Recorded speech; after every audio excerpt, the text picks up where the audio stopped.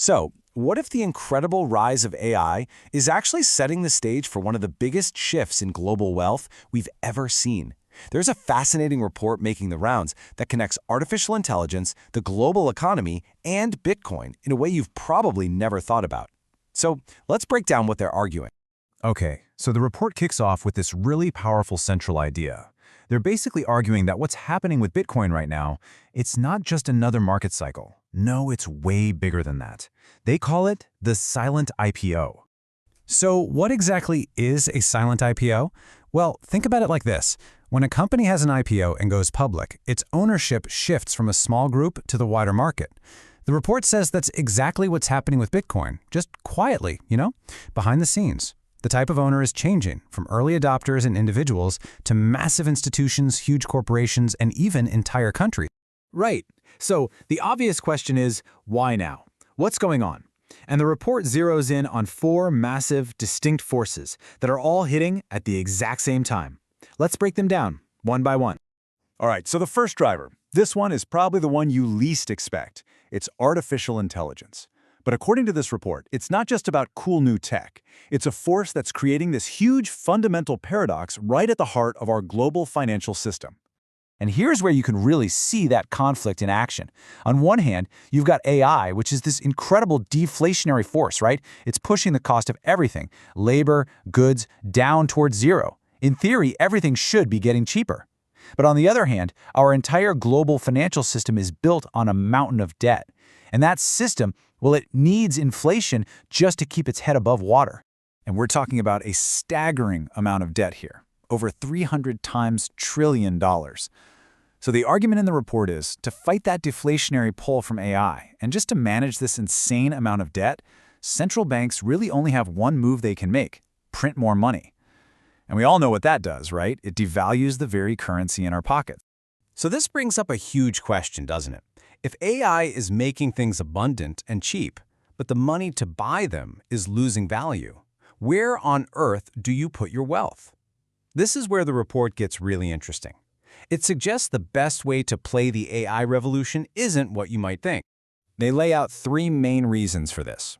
Okay, first, trust. In a world where AI can create convincing deepfakes of, well, anything, Bitcoin's blockchain is this public, verifiable source of truth. You can't fake it. Second, scarcity. As AI makes almost everything else abundant, the absolute mathematical scarcity of Bitcoin becomes incredibly valuable. It's a known quantity in a world of infinite copies.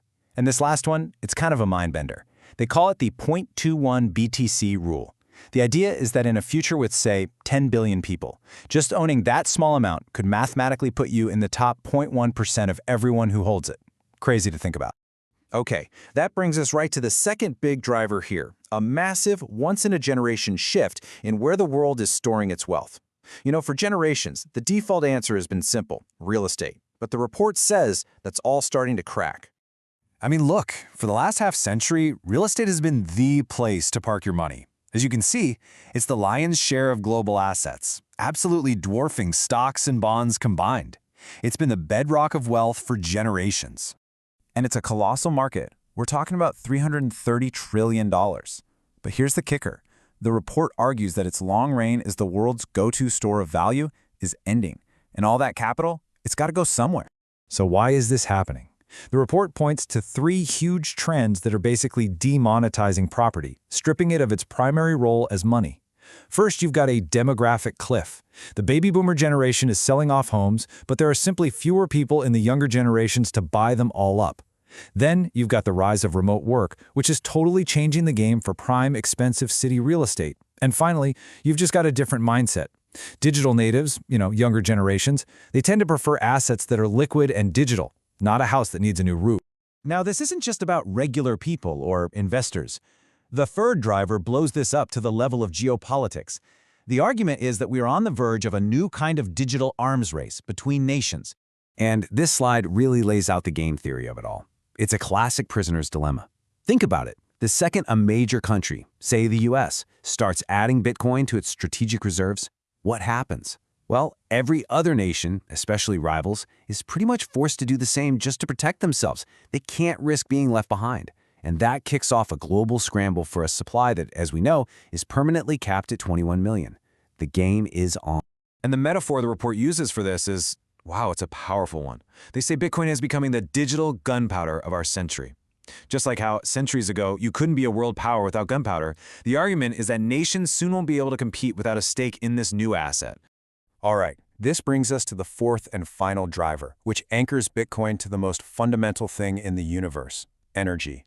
This is where the thesis gets really grounded in the physical world, arguing this is where Bitcoin's real intrinsic value comes from. So, think about fiat currency. It can be printed out of thin air, right? The cost is basically zero. But the report argues Bitcoin is the polar opposite. They call it crystallized energy, because to create a new Bitcoin, you have to spend a massive amount of real-world electricity. It's proof that work was done.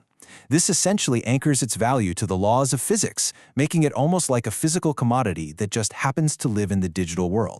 So let's pull this all together. You have these four huge independent forces, all converging on this one single asset at the same time. It's a hedge against AI's abundance, it's the new home for trillions of dollars migrating out of real estate, it's becoming a strategic asset for nations, and its value is literally backed by energy.